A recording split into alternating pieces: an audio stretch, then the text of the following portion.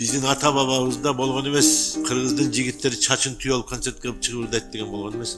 Дүйнө жүзү баа берип атат. Мына биздин Норуз деген бул мусулмандардын майрамы.